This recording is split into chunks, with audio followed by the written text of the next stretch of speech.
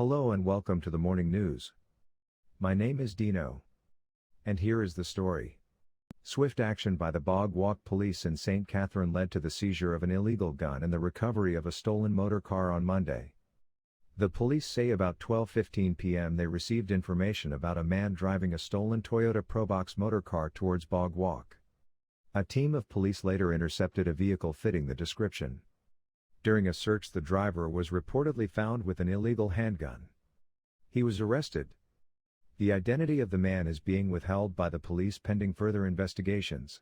NCB Group top executives on leave, Lee Chin makes early return.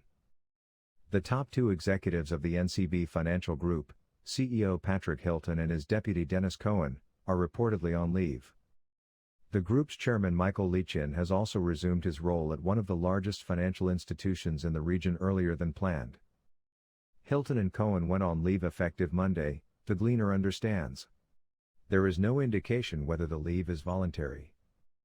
Lee Chin made the announcement at a hastily called meeting this morning, leaving stunned managers to relay the news to lower-level staff. In May, the billionaire and largest shareholder of the group announced he was taking a 3-month leave of absence from the group to focus on personal and business matters. But in a notice to the Jamaica Stock Exchange, the NCB Group said Lee Chin's leave has ended and he will accordingly resume active participation on the boards he leads.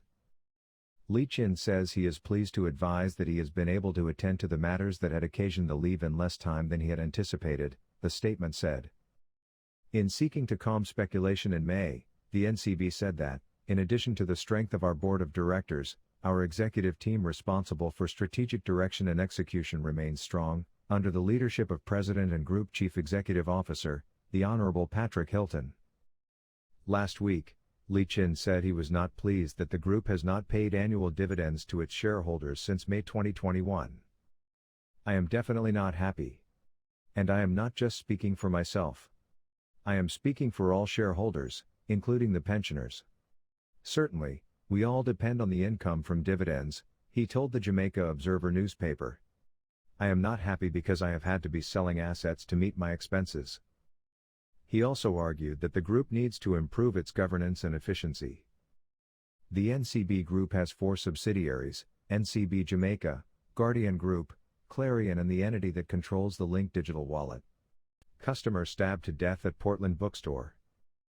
Portland recorded its 9th murder of the year following the stabbing death of a man as he made purchases at a bookstore on Harbor Street in Port Antonio on Monday afternoon. The deceased has been identified as Robert Grant, a resident of Harper's Lane in the parish. A police report says at about 4:05 p.m., the now deceased went into the bookstore at Morgan's Plaza to purchase items and was standing at the counter, when he was attacked by a man.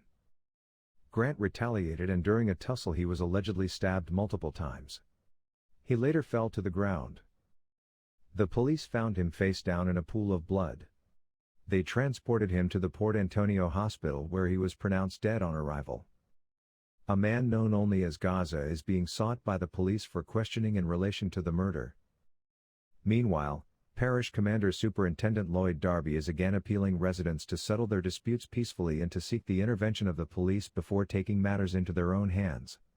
Check another school, Clarendon principal tells a relative of a student with a disability. The Alphonsus Davis High School in Clarendon has acknowledged asking a relative of a child with a disability to seek another school for the student because it lacks ramps and other supportive facilities for students who use wheelchairs. But the principal of the school formerly known as Spalding High, George Henry, is insisting that he told the person that if a check for another school proved unsuccessful, his institution was prepared to cater to the student who is to start first form in September. Whoever I spoke with was told that the school does not have the facilities to accommodate the child. I didn't tell the person that the child cannot come to the school, he told the Gleaner on Monday. The child needs to be in a wheelchair, and for that child to be able to climb staircases, it is going to be difficult, so I said it would have been best if a check is made at another school. Relatives of the 11-year-old boy have been livid, alleging that the school flatly refused to accept the child because he uses a wheelchair. He recently graduated from Sanguinetti Primary in the north of the parish. He was placed at Alphonsus Davis based on his performance in the primary exit profile, PEP, examinations. The boy's aunt, Marika Stewart said that on Monday, the child's grandmother went to collect his package for the new school year, and his disability was related to the principal. According to Stewart, the grandmother said she was told that the school could not facilitate the child and that she should try another school. They said she should try Edwin Allen High, and that was it. She asked if she would get a letter or anything of that sort. Dem say no, she must just go on or call Ministry of Education, and that was it, Stewart reported of the alleged encounter.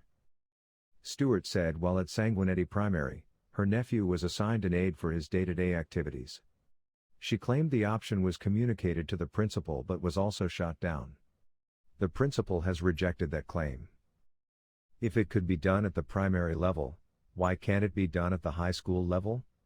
Why you just say you can't accept him because of the wheelchair? That is it? She questioned, pointing to last week's controversy that erupted at Merle Grove High in St. Andrew involving a student with a disability. She said she is concerned for her nephew whom she said struggles with self-acceptance issues. Principal Henry has insisted that if the family is unable to find another school to accommodate the child, Alphonsus Davis High is prepared to make the necessary adjustments. But it is going to be extremely difficult, because students have to move from classroom to classroom, and I don't know how that child would be able to get to the third floor of the building, he said. Henry said if the student is assigned an assistant, the assistant, too, would have challenges maneuvering the wheelchair around the school, as the school is not retrofitted with ramps to facilitate the movement of disabled students. Telephone calls to the ministry's director of Region 7, Barrington Richardson, have gone unanswered. This latest case comes less than a week after Merle Grove High in St. Andrew rejected reports that it denied a place to a grade 7 student because she uses a wheelchair. Acting Chief Education Officer in the Ministry of Education Dr. Kasan Troop, disclosed on Thursday that $2 million will be spent to retrofit buildings at the school to accommodate students with disabilities. The Ministry of Labor and Social Security warned against discrimination against persons with disabilities and pointed to the Disabilities Act and its regulations which carry serious penalties for breaches. A man was shot and killed in Clayton Heights, Spanish Town in St. Catherine on Monday evening. Police have only identified the victim so far as gas boss Bretta. Reports are that at about 7 o'clock, the man was standing near a bus stop along the roadway when he was pounced upon by unknown persons who opened fire at him. The police were summoned and upon their arrival, the man's body was found with what appeared to be gunshot wounds. Investigators are still on the scene.